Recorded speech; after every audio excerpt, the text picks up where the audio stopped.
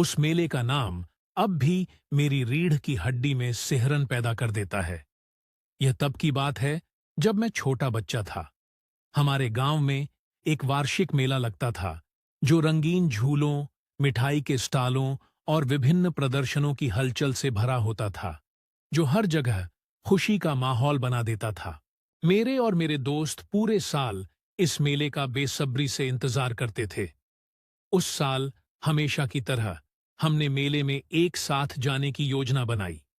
गोधूली बेला में हम अपने घरों से निकले, हाथों में टॉर्च लिए, हंसते खेलते मेले की ओर चल पड़े। मेले की रोशनी दूर से ही दिखाई दे रही थी और दूर से ढोल की थाप गूंज रही थी। हमारा पहला पड़ाव झूले थे। ऊंचे झूलों पर बैठकर गांव का नजारा देखना रोमांचक था। फिर हमने तीखे पानी के बताशे खाए और मिठाई की दुकानों में घूमे। रात गहरी हो गई थी, फिर भी मेले की चहल पहल कम होने का नाम नहीं ले रही थी। अचानक हमने एक असामान्य प्रदर्शन देखा। मेले के एक कोने में एक बड़ा तंबू खड़ा था, जिस पर लाल अक्षरों में विचित्र संग्रहालय लिखा था।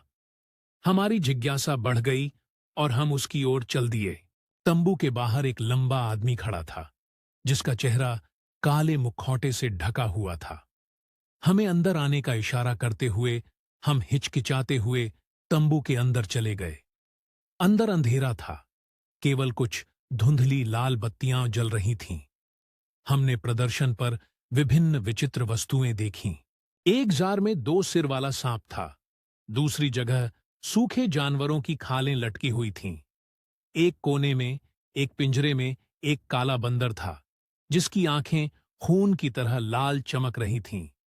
हम डरे हुए थे, लेकिन जिज्ञासा से प्रेरित होकर आगे बढ़े।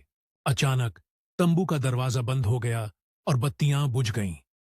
अंधेरे में भयानक आवाजों ने हमें घेर लिया। हंसी, रोना और चीखें चारों ओर गूंज रही थीं। भयभीत होकर हम एक दूसरे से चिपक गए। अचानक बंदर के पिंजरे से, जो अब टूटा हुआ था, एक जोरदार चीख हवा में गूंज उठी। बंदर अंधेरे में इधर उधर भाग रहा था। चीखते हुए हम तंबू के निकास द्वार की ओर दौड़े। बाहर निकलने पर हमने देखा कि लंबा आदमी गायब था। मेले की रौनक गायब हो गई थी और एक भयानक सन्नाटा छा गया था। भयभीत होकर हम जल्दी से घर वापस चले गए। उस रात नींद हमसे दूर रही, क्योंकि वे डरावनी आवाजें हमारे दिमाग में गूंजती रहीं। अगले दिन हमने सुना कि विचित्र संग्रहालय का तंबू गायब हो गया था। किसी को नहीं पता था कि वह कहाँ गया।